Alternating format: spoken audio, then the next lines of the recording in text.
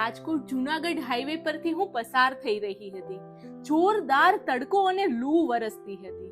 ત્યાં મેં એક દ્રશ્ય જોયું અને વિચાર આવ્યો, આવા તડકામાં એસી રૂમમાં પણ આપણને સુકૂન નથી મળતું. અને આ દાદા 43 ડિગ્રીમાં લંગડાતા ચાલીને પોતાનું ઘર ચલાવે છે. તેઓ રેકડી નહીં પણ ગમે તેમ કરીને પોતાનું જીવન ખેંચી રહ્યા હતા. મેં બાઇક બાજુ પર લગાવી અને તેમની પાસે ગઈ. ત્યારે તેમણે કહ્યું કે તેઓ 5 લોકોના પરિવારમાં માત્ર એક કમાનાર વ્યક્તિ છે. મેં પૂછ્યું, દાદા પગમાં શું થયું છે? તેમણે કહ્યું કે હું પેલા પ્લાસ્ટરનું કામ કરતો. એ સમય મારો સારો હતો, પણ આ સમય પણ ઘડિયાળના કાંટાની જેમ ગમે ત્યારે ફરી જાય છે. પ્લાસ્ટરનું કામ કરતા હું ઉપરથી પડી ગયો. ઓપરેશન પછી પણ એક પગમાં જીવનભર ખામી રહી ગઈ. પણ તેમાં મારા બાળકોનો શું દોષ? હું રોજ 8 થી 10 કિલોમીટર આ રેકડીના સામાન સાથે ચાલું છું. બસ મારા બાળકો ભૂખ્યા ના રહેવા જોઈએ. મેં તેમના ખિસ્સામાં થોડા પૈસા મૂક્યા ત્યારે તેણે સાફ ઇનકાર કરી દીધો અને કહ્યું કે હું આ શેના પૈસા લઉં?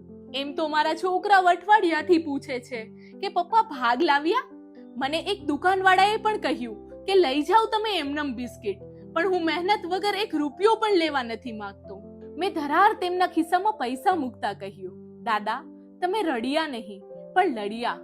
અને આજે એ કહાનીથી હું ઇન્સ્પાયર થઈ છું. ઇતિહાસમાં ક્યાં દર્જ થાય છે એ યુદ્ધ જે મનની અંદર ચાલે છે.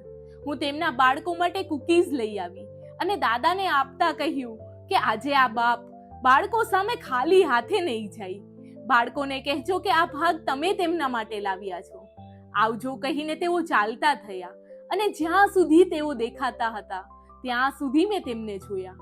જાણે તે અત્યારથી જ વિચારી રહ્યા હતા કે જ્યારે તેઓ ઘરે પહોંચશે અને બાળકો દોડતા આવશે ત્યારે પહેલીવાર આ પિતાના હાથ ખાલી નહીં હોય. આજે તેઓ બાળકોને પ્રેમ સાથે ભાગ પણ આપશે. એક બાળકની નજરથી એ બાપ કેટલો અમીર હશે જે રોજ પોતાના બાળક માટે ભાગ લઈને ઘરે આવતો હશે.